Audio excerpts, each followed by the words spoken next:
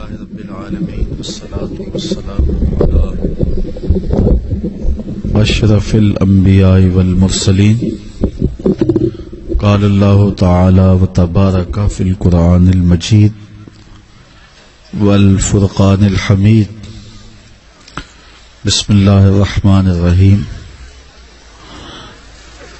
قل هل يستوي الذين يعلمون والذين لا يعلمون. صدق اللہ مولانا العظیم. تمام حمد و ثنا، تعریف و توصیف اللہ جل مجدہ الکریم کی ذات بابرکات کے لیے، جو خالق کائنات بھی ہے اور مالک شش جہات بھی.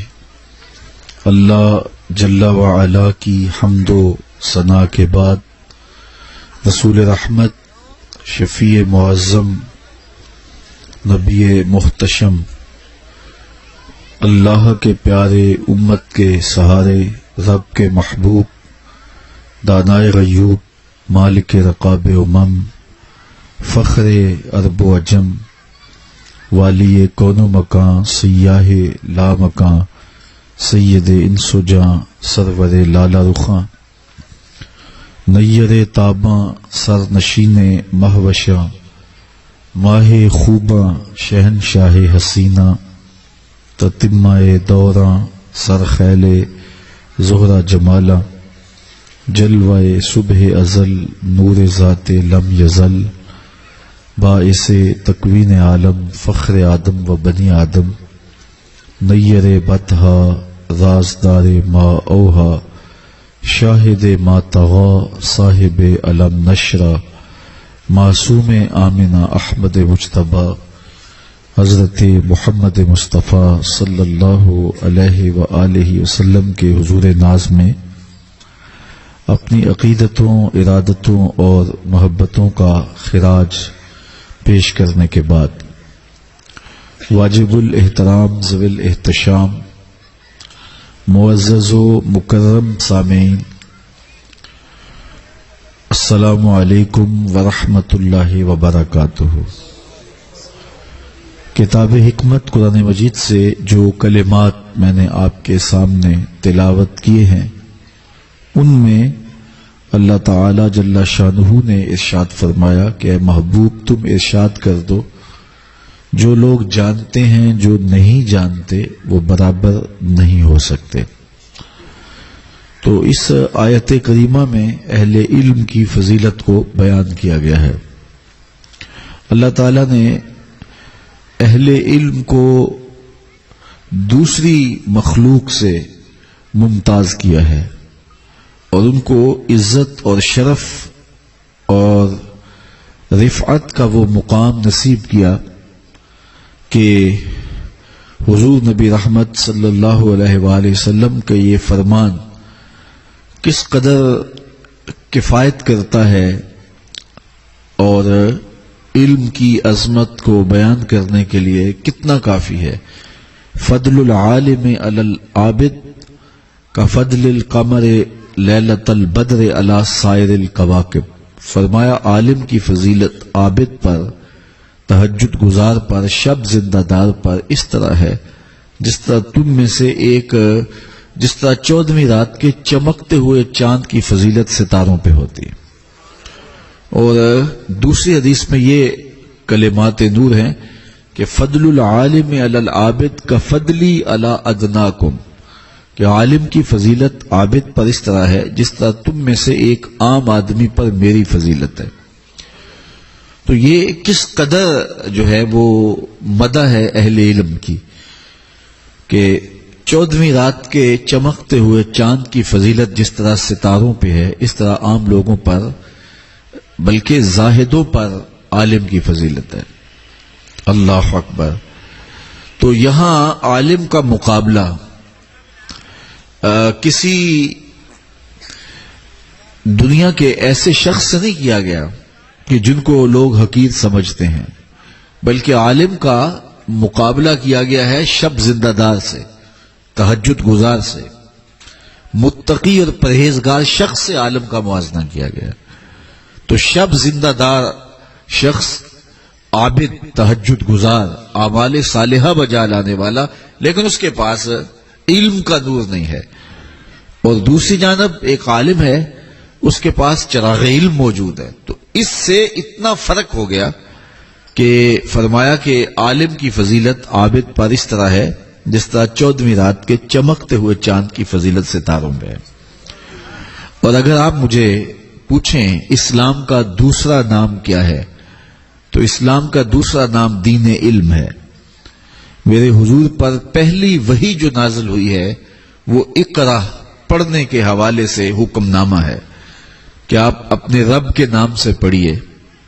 تو ہمیں تلقین کی گئی اور حضور نے جس بات پہ ناز کیا وہ یہ تھا انما بعثت معلما،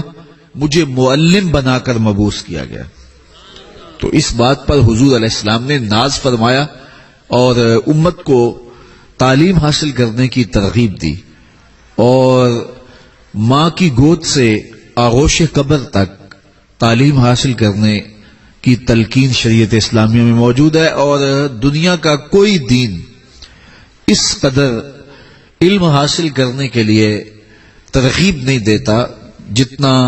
اسلام نے ہمیں اس کا پابند بنایا ہے. اور عملی مظاہرہ بھی حضور علیہ الصلوۃ والسلام کی شریعت میں اس کا موجود ہے کہ جو عالم ہے اس کو ترجیح ہے باقی اس کے دوسرے مشارکات سے اور دوسری مخلوقات سے. حتیٰ کہ حضرت انسان کو جب شرف دیا گیا، فرشتوں پر تفوق دیا گیا، تو اس تفوق اور شرف کا سبب بھی علم ہے. آدم علیہ السلام کو کچھ چیزوں کے نام سکھائے گئے اور فرشتوں کو نہیں بتائے گئے، اور پھر فرشتوں کے سامنے وہ چیزیں پیش ہوئیں اور کہا کہ مجھے ان چیزوں کے نام بتاؤ. تو وہ عرض کرنے لگے کہ ہم ان چیزوں کے نام نہیں بتا سکتے اس لیے کہ ہمیں علم نہیں دیا گیا. تو پھر آدم علیہ السلام سے کہا کہ اے آدم تم ان چیزوں کے نام بتاؤ. تو وہ سکھائے گئے تھے تو انہوں نے ایک ایک چیز کا نام بتا دیا. تو تب اللہ تعالیٰ نے فرشتوں سے کہا کہ میرے اس شاہکار کو تم سجدہ کرو. تو فرشتوں کی پیشانیاں حضرت آدم علیہ السلام کے سامنے جھک گئی. تو فرشتوں کی پیشانیوں کے جھکنے کا سبب اور ان کا سجدہ ریز ہونا کس وجہ سے تھا؟ حضرت انسان کا شرف، اس کی عظمت کس چیز سے ظہور پذیر ہوئی؟ وہ حضرت آدم علیہ السلام کا ان اسماء کو جاننا تھا جن اسماء کو فرشتے نہیں جانتے تھے. تو علم کے سبب سے حضرت انسان کو اللہ تعالیٰ نے اس کے مشارکات سے بھی امتیاز کیا اور دیگر مخلوقات سے بھی اس کو ممتاز کر دیا. اسی طرح یہ علم ایک ایسی دولت ہے کہ جہاں بھی ہوگی وہاں امتیاز پیدا ہوگا اور وہاں تفوق باقیوں سے اہل علم کا پیدا ہو جائے گا. حضرت امام رازی علیہ الرحمہ نے لکھا ہے کہ جب حضرت سلیمان علیہ السلام آ رہے تھے تو ایک چونٹی نے کہا تھا جلدی جلدی اپنی بلوں میں داخل ہو جاؤ، اللہ کے نبی کا لشکر بے خبری میں تمہیں کچل نہ ڈالے. فتبسم ضاحکا من قولها. تو چونٹی کی اس بات کو سن کر اللہ کے پیغمبر حضرت سلیمان علیہ السلام مسکرا پڑے کہ اس نے کہا کہ یہ لشکر ہمیں کہیں کچل نہ دے، بے خبری میں عدم توجہ کی وجہ سے ہمیں دیکھ نہ پائے اور دھیان نہ ہو اور ہمیں کچل دے. تو امام راضی لکھتے ہیں کہ اس چیونٹی کو قیامت تک آنے والی چیونٹیوں کی ملکہ بنا دیا گیا. کیوں؟ اس لیے کہ وہ جانتی تھی کہ اللہ کے نبی کا تربیت یافتہ لشکر جان بوجھ کر ننھی جان کو بھی ضائع نہیں کر سکتا. اس کے اس علم کی وجہ سے اس کو باقی چیونٹیوں سے ممتاز کیا گیا. اور قرآن نے اس سورت کے اس چیونٹی کے نام کی سورت اتاری. دیکھو ذات کی چیونٹی ہے لیکن قرآن میں جہاں انبیاء کے نام کی صورتیں ہیں، نبیوں کے خاندانوں کے نام کی،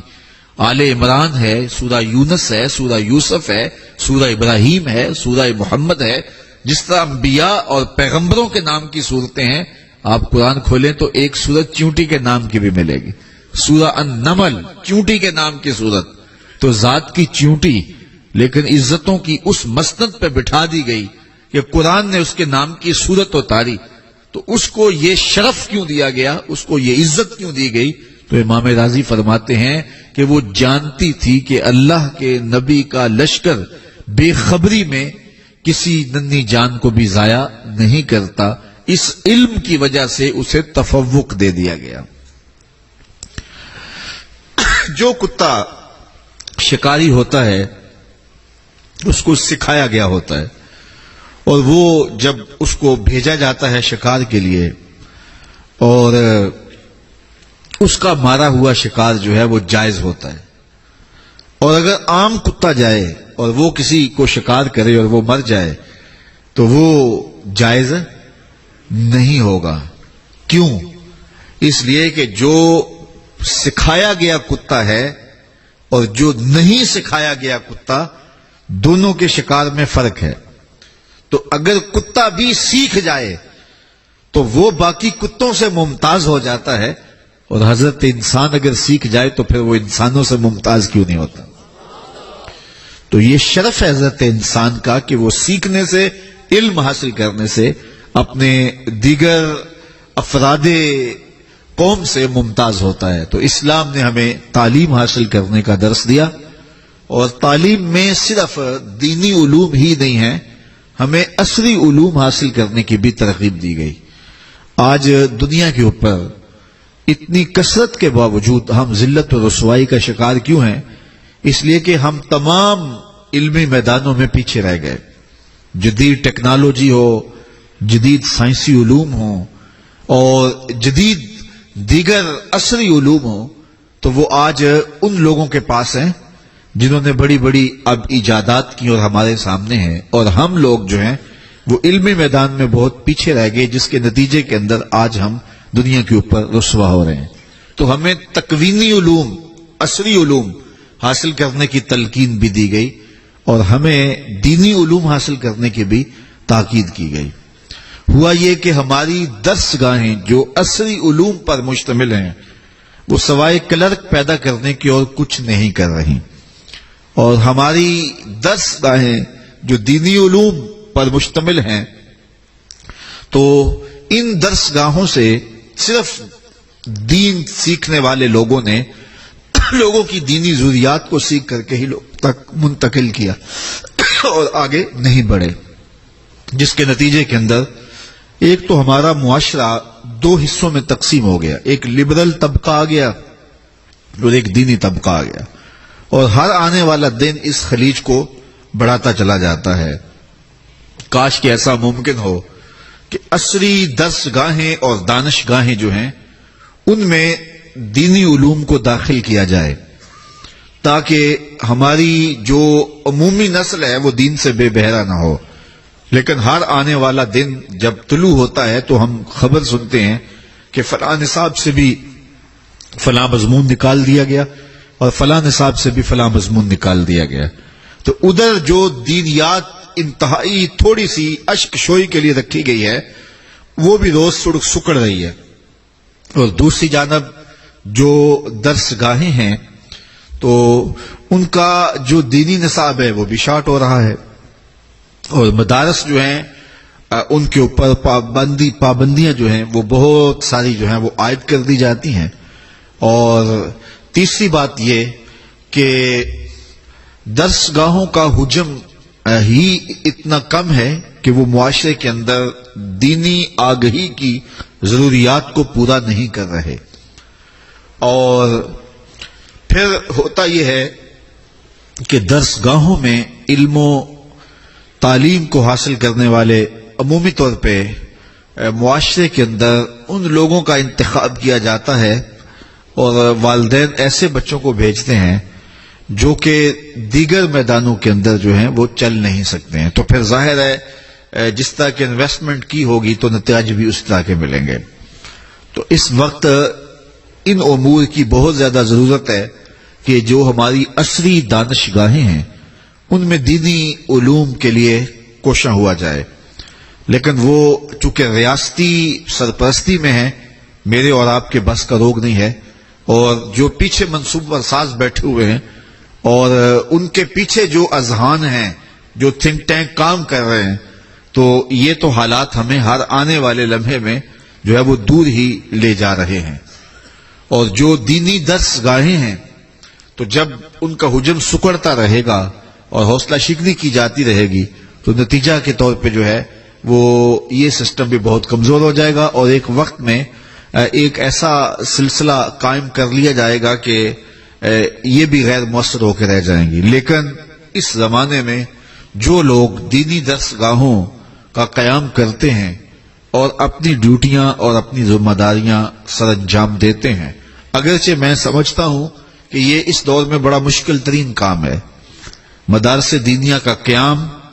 پھر ان کی آبیاری، ان کے لیے وسائل کا جمع کرنا، اور جو لوگ وسائل فراہم کرتے ہیں اور ان میں سے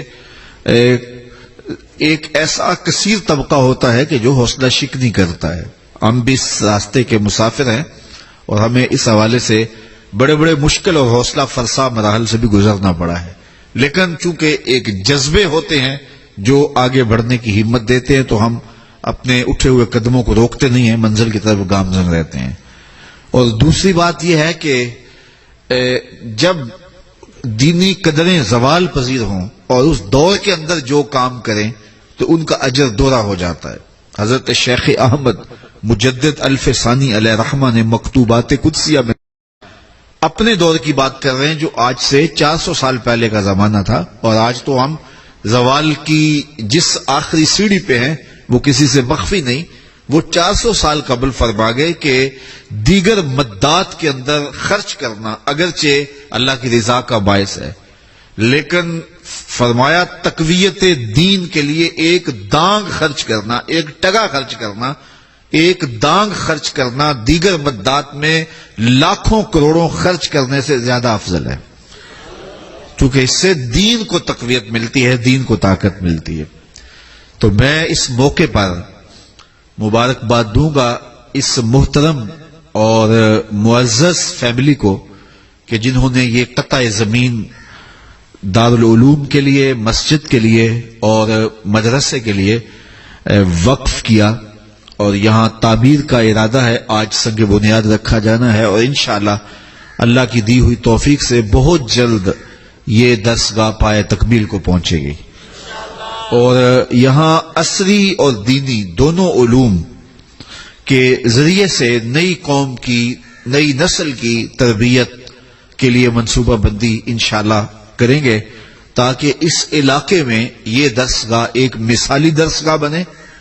اور اس میں روشن خیال اور روشن ضمیر مدرسین کی ایک کھیپ آنے والی نسل کی اچھی تربیت کرے، اور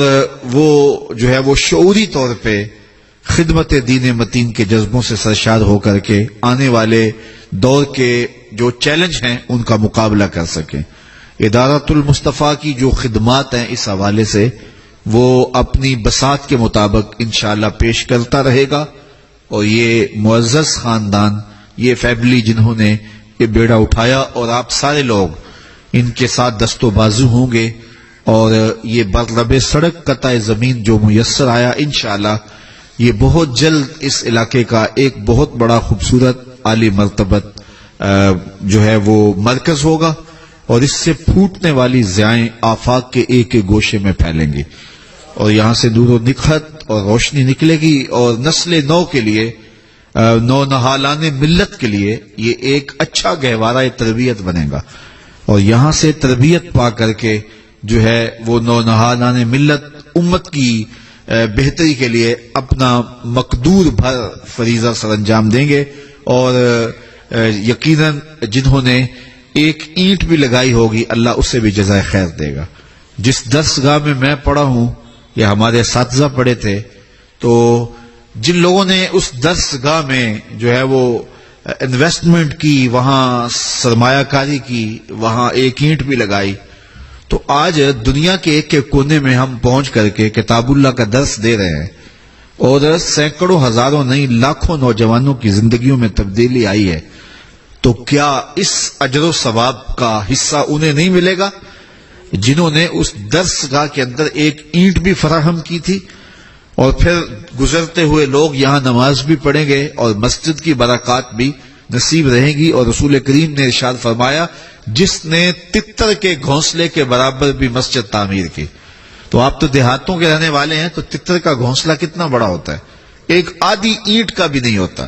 تو جس نے تتر کے گھونسلے کے برابر بھی مسجد کی تعمیر کی، رسول کریم فرماتے ہیں قیامت کے دن اللہ تعالیٰ اس کو جنت میں محل نصیب کرے گا۔ اتنا بڑا صلہ اس کے لیے رکھا گیا ہے جس نے ایک تتر کے گھونسلے کے برابر، ایک آدھی اینٹ کے برابر مسجد کی تعمیر کی ہے۔ تو یہ اتنا بڑا قطع زمین برلب سڑک، اس کو اس عظیم کاز کے لیے، اس عظیم کام کے لیے، اس عظیم مقصد کے لیے اور اس عظیم مشن کے لیے وقف کر دینا، یقیناً یہ اس پورے خاندان کے لیے عزتوں کا سبب بھی ہوگا، آخرت کی بہتریوں کی ضمانت بھی ہوگا، اور اس پورے علاقے کی نسل نو کے لیے، نو نہالان امت کے لیے ایک بہتر ذریعہ ہوگا۔ جو لوگ یہاں سے برکت، فیض، روشنی حاصل کریں گے تو یقیناً ان کو ثمرات نصیب ہوں گے۔ میں دعا گو ہوں خاص طور پہ جو ہے وہ اس فیملی کے لیے اور ان کے جملہ متعلقین کے لیے اور اس علاقے کے تمام لوگوں کے لیے جو اس درس گاہ کی بنیاد میں آج شامل ہو رہے ہیں، اور اللہ ہمیں وہ جلد دن نصیب فرمائے کہ ہم دوبارہ جب یہاں آئیں تو اس کا آج سنگ بنیاد رکھا جا رہا ہے اور پھر ہم اس درس گاہ کا جو ہے افتتاح کر رہے ہوں، اور یہ خوبصورت درس گاہ پھر پورے علاقے کے اندر ایک جو ہے وہ روشن استعارہ نور بن جائے، مینارہ رحمت بن جائے، گہوارہ تربیت بن جائے، اور اس کے